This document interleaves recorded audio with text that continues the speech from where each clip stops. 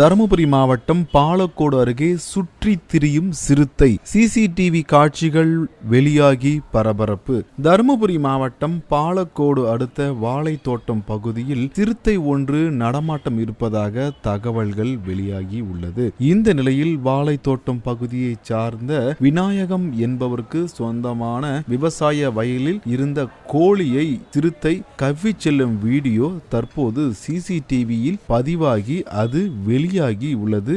இதனால் சிறுத்தை நடமாட்டம் அப்பகுதியில் இருப்பது உறுதி செய்யப்பட்டுள்ளது. இந்நிலையில் சிறுத்தை நடமாட்டத்தை வனத்துறையினர் தொடர்ந்து கண்காணித்து வருகின்றனர்.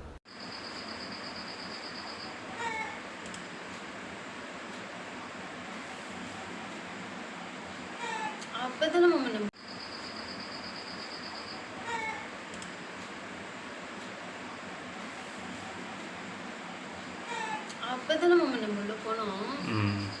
கரெக்டா நான் கூட சொன்னா ஒன்னே முக்கால் ஆயிடுச்சு. டைம் போகலாம் வாங்கம்மா படுக்கலாம் அப்படின்னு சொன்னா அது நான் போய் படுத்து அதுக்கப்புறமா நீ சொல்லி எங்க கூப்பிட்டு பார்த்துட்டே இருந்தல.